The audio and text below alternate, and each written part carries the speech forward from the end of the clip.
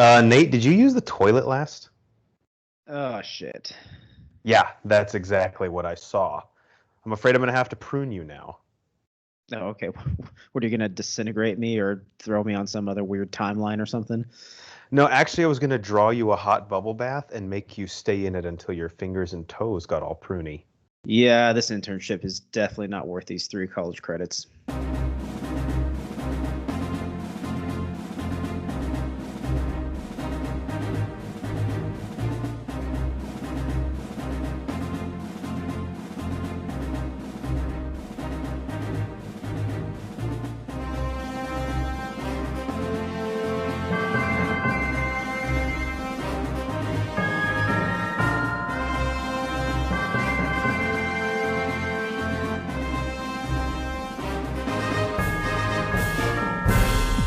Welcome in to the Bro Force Squad podcast, where we are just a bunch of bros drinking beer and watching TV and movies. This is our review of Loki episode 4 titled The Nexus Event, and I am your host, the Mayor Jeff Hornacek, joined by the American hero Nate Thurman to review this as we do all of our television episodes on the 4 Bro Force Squad criteria, which is the acting, the story, our favorite scene, and then the fan favorite, theories and questions going forward.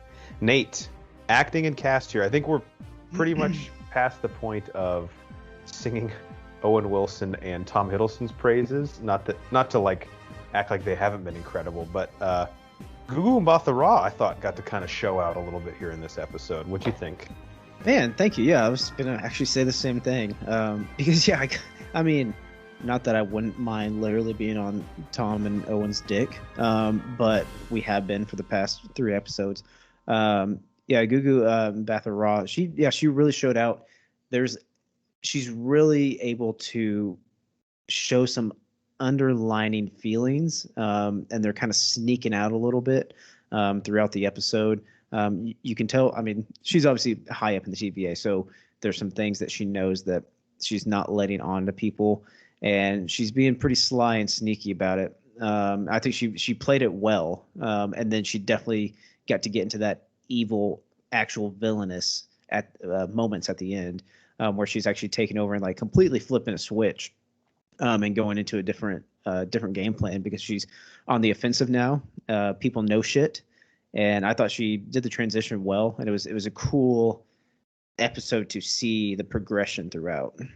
Yeah, Renslayer had a tough episode. She went from being like the person who has all these secrets and she's keeping everybody in the dark to like, all right, I just need to start fucking pruning people because literally everyone is figuring out that I've been lying to them, and it's just like a Monday, you know? Some Yeah. days you come into the office and it's just like, geez, nothing can go right. And to your point about her performance, it's one thing like if the dialogue and like your character is written, all right, hey, now is your turn to become evil. But I thought there was even stuff off the page, like that scene in the elevator with Sylvie, where Sylvie asks, "Hey, what was the Nexus event that made you literally take me away from my family as a 6-year-old?" And she really, like, nefariously, just total dick move, is kind of like smiling. I think fucking with Sylvie, being like, "Honestly, I don't even remember. Like, I know it was the biggest moment of your Yeah. life, but to me, it was just another Tuesday afternoon." Yeah, that's obvious. She knows, but yeah, Oh, that wry smile she gives as she's saying it, she's like, "I'm not going to tell you, and I don't give a shit. yeah. I'm Oh, just that going was to toy with important you." to you? Because Yeah, I don't even fucking remember that. I ate a Slim Jim afterwards, and that was all I remember from the day. yeah. I don't know if that was long enough for the best scene, but yeah, that and then Sylvie's reaction of just total defeat and destruction because she wanted Right. to know so bad. That interaction was great. Yeah. And then one other thing I just wanted to say, Owen Wilson's character of Mobius wasn't even in the last episode, but in such a short period of time, and we'll talk about what it actually meant when he got pruned, but I was pretty devastated on my couch. Like, he has made us, as we knew Owen Wilson can do, fall in love with his character in such a short amount of time, to the point where, like, I felt that almost as much as any death at the end of Infinity War. I was like, no, Yeah, I know. I was Mobius. like there was at least half a second or maybe a couple seconds where yeah, it really hit me hard and it showed like the emotional connection he's been making with the audience and everything, and that's a huge thing. But then obviously a second later, like they can't kill him off yet. He's gonna come back, and then we get a little insight into that later, which we'll dig into later. I'm trying to find the text because Banner sent us a text as he was watching it, and he saw him. Oh yeah, what did he Let say? me see if I can find it. There's so much stupid shit in here. Holy shit, they killed off Owen Wilson. That's what it was. Yeah, but he misspelled. He put hokey shit. Yeah. Oh, Which hokey could shit. be I didn't even interpreted realize that. totally differently. But yeah, so Banner's not the best texter. He actually put hokey shit. They killed if Owen Wilson. but he's our good friend. We can Yeah, interpret. we know. We can read through the He lines. doesn't have. Yeah, it's not a company email. We'll cut him some slack there. All right. Anything else, or you want to move on to the story and plot? Yeah, we can move on. All right, so the synopsis, according to IMDb, is frayed nerves and paranoia infiltrate the TVA as Mobius and Hunter B-15 search for Loki and Sylvie. So we pick up, obviously, from episode 3 at the very end of the apocalyptic event on Lamentis. Some Nexus event causes the TVA to come find Loki and Sylvie. And then the rest of the episode is really just them trying to tell the TVA agents, Renslayer and the TVA are lying to you guys. Everything you believe about your life is untrue, and that sets off kind of a domino effect on just shit hitting the fan. So, Nate, probably aside from the first episode where they really just sort of laid out the premise for this show, I feel like this was what we needed after sort of a slower episode 3. This was like the biggest in terms of pushing the plot forward, I thought. Yeah, this honestly may be so far my favorite episode of the series, of the season. Because episode 1, it was great. It was a great opening one. I really feel like this pushed the plot forward.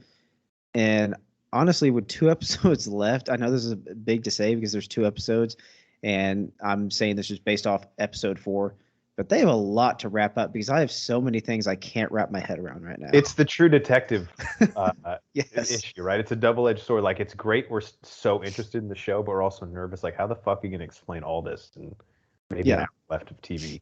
So obviously, one of the big things that's set up in the first minute, the opening scenes, Renslayer was part of detaining little lady Loki, little Sylvie, whatever you want to call her. Mm-hmm. She got away, and now she's been on the run for God knows how, like hundreds of years. We have no idea. Because time in the TVA is like not a thing. So yes, but this sets the whole episode up well because now you get that hardcore dissonance between Renslayer and Lady Loki or Sylvie, and now you get the reasoning behind kind of what Renslayer does throughout the rest of the episode. Yeah, as if we needed more reasons to hate Renslayer. She ripped a kid from her home. She was literally just playing with toys, and she's like, "You're a variant." Yeah. Like, huh? Which I mean, yeah, brings up the big question. We're gonna go through some of these before theories and questions because there's so many of them. Like, she was just sitting there. What caused a Nexus event for that?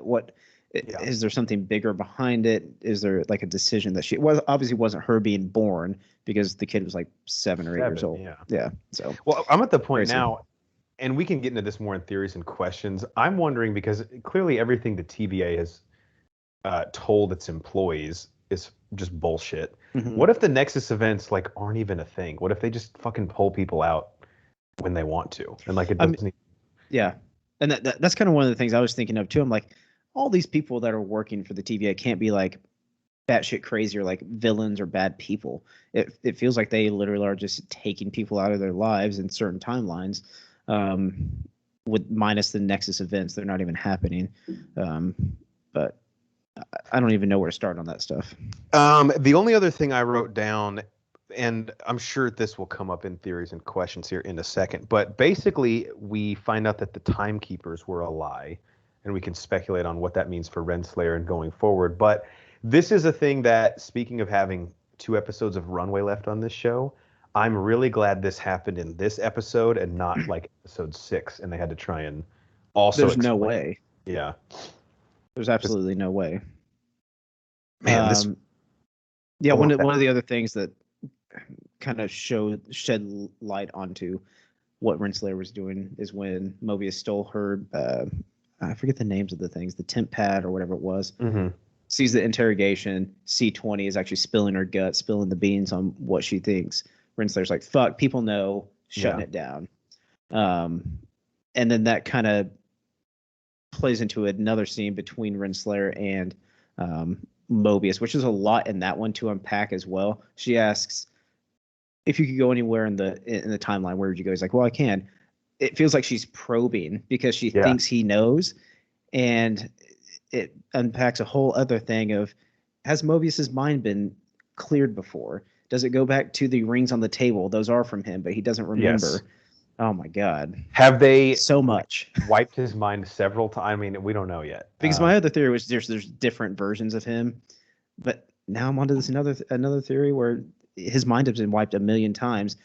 He keeps looking at the blue pen, and I don't get that. It says Franklin D. Roosevelt High School. Yeah. I think that's kind of a triggering a memory. He knows it because he was part of it, but he can't remember now because they wiped it. And maybe it was like in his jacket when they grabbed him or something. Yeah, TVA. If they grabbed him off a jet ski, that just off it, like in his trunks with a life jacket on. He's like loading it into the water. Like, oh, now I have to go? He's got a Miller Lite in his hand. Can I at least finish the Miller Lite? Like, well, yeah, of course. We're not animals. Come on. But yeah, so much to unpack. TVA is alive. Who's behind the TVA? But we'll probably get into that a little later on. Yeah, this felt like a good beginning of the end of the series, I will say. Mm-hmm. All right, on to best scene. What did you have here? So I'll jump back on Hiddleston's and Wilson's dick and go to a dialogue between those two. And it's the dialogue right before he throws him back into the looping scenario for the second time. And this one, it's awesome and it's actually referenced in there. He's saying someone's playing chess, someone's playing checkers. But just the line, the deception that's going back and forth, and playing off each other, and then Mobius ultimately getting the upper hand and calling his bluff and telling Loki that, hey, we killed the other variant. And then just the look on his face and a complete change of attitude and heart. And then he's like, I got you, motherfucker. He's like, I got you. I know you're in love with her. I know you like her. And he's like, no, what? Who? He has some really good narcissistic lines. Like, only Loki. The only person you could love is yourself. Yeah.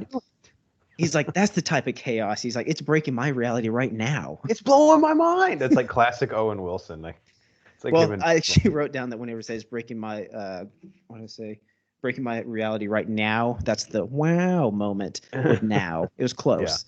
Yeah. Feige's like, you can get a word that kind of sounds like wow, but you can't have him say wow. Yeah. And then the last thing I'll say is the tipping point before he's thrown back in there and saying, you're the biggest liar. It's the lies you're telling to yourself. That's really what puts him over the edge, forces him to steal the temp bad from Renslayer, find that out, and then just go all against the TVA at that point because he's fully in on it. Well, my best scene actually was the scene that followed that directly, and it was the return of Jamie Alexander as Lady Sif, who I have loved in the MCU, and I'm so glad we're getting her back in Thor: Love and Thunder because she was just literally not mentioned at all in Ragnarok. Which I think they'll end up saying she was like off Asgard for some reason. Yeah. But that scene, surface level, it seemed like really silly and just sort of like a comedic trope, right? Like the repetition of him getting kneed in the balls and cut her hair. But it actually, I thought it ended up becoming pretty poignant. And Hiddleston really just showed us again, he has embodied this character for 10 years and he knows how Loki ticks. And he's able to show that true remorse, and even the way that Jamie Alexander played it, where she actually kind of takes his apology at face value, which you could tell is not something that many people in Asgard have ever been able to do. Yeah. Like, are you actually sorry, or did you just get caught red-handed? I actually thought that scene was pretty cool, and especially considering where we know Loki was emotionally after believing Sylvie had died. I actually think it was a pretty big moment of growth for him. And he just got kneed in the balls 15 times, so that was funny. That'll make you tear up a little bit for sure. That'll have you come to realizations much faster. Yeah. I agree. It was a necessary moment for him to come around on things. But I mean, he's just not, I was going to say all over the place. He covers all the spectrums whenever he's acting. And like you said, he's embodied this character and he plays it to a T. It's amazing. Yeah, and I was glad that Jamie Alexander came back, and it wasn't. At first, I was worried, like, are they just gonna have her come back and hit him in the nuts 5 times? Because it's cool to see her again, but that kind of seems like a waste of a cameo. But they actually had to end up being a little more meaningful, which was good. Yeah, there's some meaning behind it for sure. All right. Anything else? You ready to move on to theories and questions? Let's get it. All right. So Banner sent in his theories and questions. He has 3 of them total. Before I read his, I think first let's talk briefly about the after credit scene. So if you haven't seen the after credit scene or heard of it, I would be shocked that you're listening to this review. But it does reveal that Loki, after being pruned, is not dead. And he wakes up in what appears to be some post-apocalyptic version of New York because Avengers Tower is destroyed in the background. And I looked this up online, but he sees 4 different versions of Loki, assumedly variants. Mm-hmm. And left to right, this is what the internet claims they are. The huge black guy on the left is boastful Loki, who had a hammer of some sort, possibly. Yeah, I know. I thought we were maybe getting Black Thor. I don't know. Yeah, which that would be kind of cool. Then we have Kid Loki, Alligator Loki, who is a thing in the comics. I looked up, an agent of Asgard. And then Old Loki, played by Richard E. Grant, which I believe we didn't come up with this theory, but we discussed the possibility that that's who he would be playing in the series a little bit earlier. Mm-hmm. So Banner's question is, do the 4 new Lokis we saw at the end know Sylvie? Was she part of the group before they got pruned? What do you think of this? Man, I hadn't thought of that. Just off initial looks, it's tough to say she would fit in with them. Mm-hmm. And the look of them just standing there looking at him, they almost have like not in a bad way, but just a little cartoony look, especially with like the matching helmets and all that kind of stuff. She seemed a little more badass. Yeah, old Loki definitely has like a caricature version of the old, like that's like the OG comic costume for Loki from like the 60s, which Marvel really can't adapt because it's all spandex and ridiculousness. Yeah. Which is why I love that they gave Richard E. Grant. He's like, I'm the one that has to wear this, not the like we have a fucking alligator. You're gonna put me in this? Yeah, are you sure? He looked a little frumpy. I wonder if Alligator Loki's gonna talk or anything. I don't know. One thing I had, just kind of piggybacking off Banner's question there. So this version of New York, I'm very interested in seeing if perhaps this was a timeline where, if you remember in the Avengers, S.H.I.E.L.D., against Nick Fury's wishes, but they shoot a nuclear missile into New York City to try and destroy Chitauri. I wonder if this will be a version of New York where the Avengers are unable to stop that missile and it destroyed the whole city. Yeah, I think that's a pretty big possibility, or something that Ultron actually won the battle or took over or something like that. Cool. So very cool possibility. I hope we get into some different apocalyptic events like I talked about on a previous pod, or maybe even like scenarios like this, like that were in the movie but have played out differently now in an alternate timeline. That would be awesome. That's one of the huge benefits of the multiverse being introduced, is without any consequence, you can show us cool shit like that. Yeah. Again, I don't know if we have enough episode time left to like really. I know that's the thing. Like now I'm like, we're getting kind of tight. They got to wrap all this shit up. So yeah, and we're going to get one sentence about the world that we're in. Yeah. All right, before I let us go, Banner has 2 more things. This question, I think you and I both probably have the same answer on. He says, what was the Nexus event that Loki and Sylvie created? I'm too dumb to really understand that. Was it just both of them actually feeling true love for someone? Yeah, I think it was probably a mix of that, or literally, I mean, what Mobius was saying. He was like literally the same creature, the same being falling in love with itself.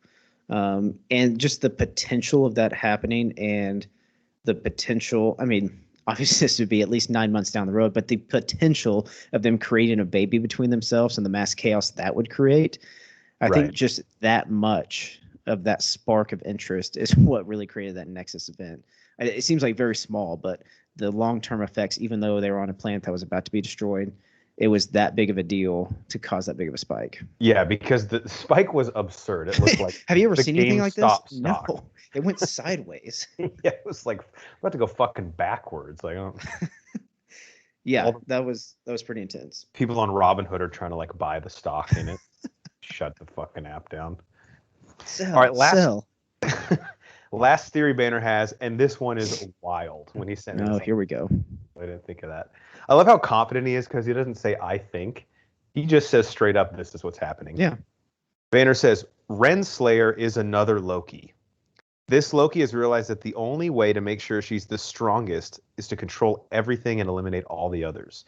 She founded the TVA and created this ruse to fool everyone and carry out the plan. As we know, time moves differently in the TVA, so it's not crazy to think she's been at this for a long time, and it makes sense why she was the one to bring in young Sylvie. Damn. Is that an insane and crazy theory? Yes. Do I actually kind of believe it? Yes. That'd be fucking cool. I mean that's insane, and Marvel hasn't shown us too many crazy off the wall things yet with these series. But I mean, I don't know. That would kind of play into the whole thing of this Loki wanting to be the superior Loki. This would be the ultimate supremacy for him, controlling literally everything. And because all the other, because the Loki we see dies in Infinity War, him taking the Tesseract in Avengers Endgame, she's like, well, you were going to fucking die anyway. Now this kind of ruins my plan. We have to go get you. Mm-hmm. Man, that's something. And that actually kind of plays right into a theory that I had. Go for it. So, okay, now we know Timekeepers. Well, the Timekeepers in the sense that they're at the TVA, androids, robots, whatever, they're fake. Yeah. So, who are the Timekeepers? Are there any Timekeepers at all? Who are behind them? But one theory I have is that the Timekeepers were basically created at the end of whenever all the timeline was created. And this could play into great because Loki / Renslayer / whoever it was could have gone back and created them just so there could be an ultimate being above everyone else. But now that I'm saying that, I don't know if this makes sense. Well, then that makes sense. Shoot my own theory down. Well, she could basically, what's the word I'm looking for? Masquerade as a TVA agent and blame everything on the quote unquote timekeepers. Like, oh, you fucking upper management guys, when the whole time it's actually they're always getting shit on. Right? They're like President Lincoln at the Hall of Wax. You know, they're actually not real. Yeah, not at all. My theory kind of ties into that. I was just going to ask, is Renslayer the big bad, or is she fucking Kang, like in the comics, and he's actually the big bad, and they use the Timekeepers just as like a fake go-between? Yeah, Kang is the strong front runner for being behind everything. I don't think Renslayer is at the top, and actually just to refute what I was trying to tie my theory into Banner's theory, at the very beginning, when the first time she goes in to see the Timekeepers and you don't see them yet, she looks visibly like scared, like she doesn't know they're robots or whoever they are. So there's got to be that's a good point. Yeah, I didn't even think that she might not have known that they were robots. Yeah, because I actually just went back and rewatched it, and I don't know, it's like 5, 6, 7 minutes in, she goes in and like looks up and like she's like visibly like frightened. The underdog, yeah, she's frightened. She could, you know, she's not the alpha in the situation. Did they show a reaction shot of her when Sylvie throws the sword at the Timekeepers, revealing that they're robots? Like, was Renslayer like, "What the fuck?" Or did we not even get to see how she responded? We didn't, because she was passed out or knocked out at that time. Oh, yeah. And right then she phases or prunes Loki. Which that moment was crazy. So we did not. Okay, so I think, again, the internet's all over it. Jonathan Majors didn't exactly deny it. I think Kang is showing up in this. Is he working with Renslayer? Does Renslayer even know who he is? Maybe she's just like working for someone who she knows is above her, and she could still be a Loki and all that be true as well. Yeah, that is true. I had a question, and you might have wanted to talk about this too. Does pruning not actually kill you? If so, then that would mean Mobius and every other agent, every other person who's been pruned is still alive. Does it just send you to maybe some other world or even like an alternate dimension? What are your theories on that? Yeah. I think it doesn't kill you. Yeah, it sends you to another unwanted timeline. But there is also another possibility that the after scene credit shows Loki still alive just because he's Loki. Mm-hmm. I don't throw too much credit on that. I think Mobius will make an appearance. Yeah, I don't think anyone gets pruned. They just get thrown into another timeline at some other point, maybe a less ideal timeline. Yeah, I'm really interested to see how the other Lokis ended up there, whether it was by accident or whether they, with the help of, like, maybe, let's say Renslayer is another Loki and her plan is to, prune all the other ones. Maybe it's like this purgatory type place where she's sending all of them. Who knows? Yeah, that would kind of make sense because that's why he immediately wakes up and sees 4 other Lokis, because that's just where they're dumping all of them. I only have one other theory, and then anything else you have, of course, feel free. This is beyond a Hail Mary. I only wrote it down because I heard the reference and thought, oh, that'd be fun. Mobius mentions that the TVA has even captured vampires. And we know Mahershala Ali has been cast as Blade. Is there any chance we see Blade, played by Mahershala Ali, who is itching to get into the Marvel Cinematic Universe since he was announced 2 years ago? I'd say 2% chance, but... I say higher. Yeah? I say higher. Love it. Literally, what is in my Google search bar right now? Blade Marvel. Let's go. I'm so glad that he agreed to do the role because, number one, he just looks like fucking Blade. And number two, he's an insanely talented actor. Oh, yeah. I love Mahershala Ali. But yeah, little Easter egg there, I'm thinking. I put it pretty high, although we read into way too much most of the time just because we want it. But yeah, Mobius says, hey, we brought in Kree, we brought in Titans, we brought in vampires. Oh, yeah. I think I was alone on my couch and I just go, Blade.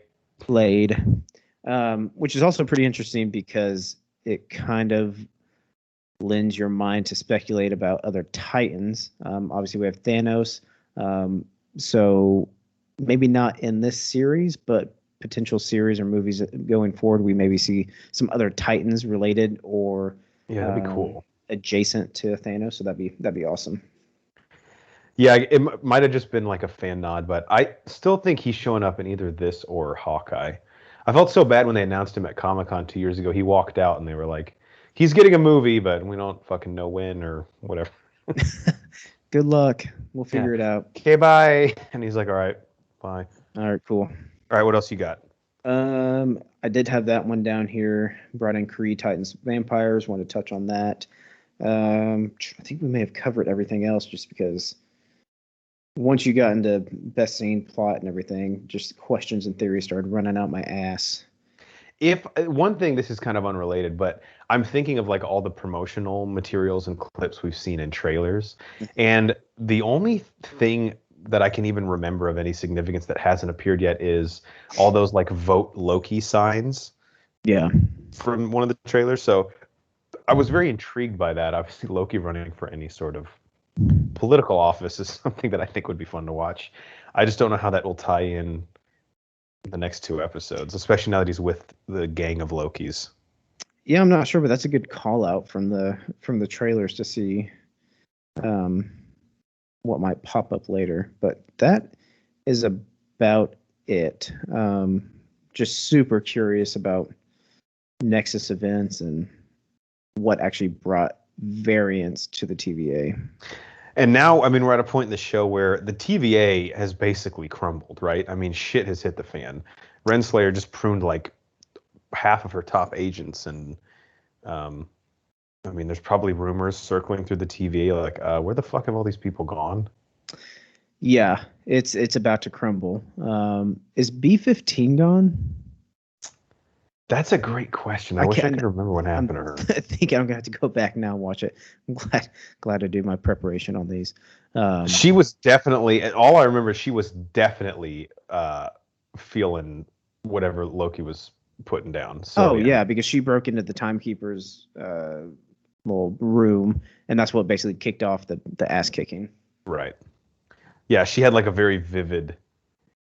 I didn't even pick up that she wasn't acting herself since the Rocks Cart incident, but I guess we didn't see her as much because the whole episode on Lamentus, we didn't see any of the TVA really, except for that brief scene where they infiltrated them and warped away.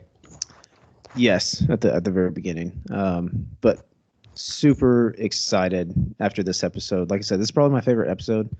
Although I'm very confused about what's going on, but I'm super excited to see where it goes. I think some of our most enjoyable episodes for TV, I'm thinking of True Detective, specifically season 3 in this, are the ones where afterwards we have just so many questions. Yeah. Because that's a good show, as it keeps you intrigued, as long as it ends up answering them in some fashion. If it can wrap them up, and right now I have full faith it will wrap it up. Yes, as do I. I feel good about it.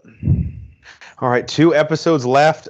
Just on a pod note for people at home, our reviews for the last 2 episodes might come out at weird times just because we're all traveling a lot. But we will do our best to get something out, even if it's shorter and of shitty quality. But I'm pumped for the last 2 episodes. And if we're even more drunk than normal.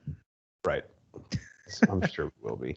Have you heard anything in terms of runtime for any of these episodes? I have heard nothing. Haven't seen anything.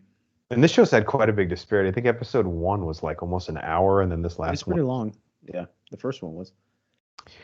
All right, well, Brian Boehner's not with us. So for the American hero, Nate Thurman, I'm the mayor, Jeff Hornacek, and we are the Bro Force Squad podcast.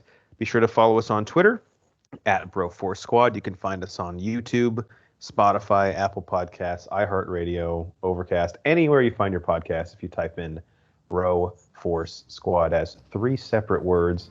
And everything that we do and have ever done is on our website, broforcesquad.com. Till next time, Nate and I have to go find alligator versions of ourselves. Man, that'd be actually kind of cool. Maybe I'll live in Florida.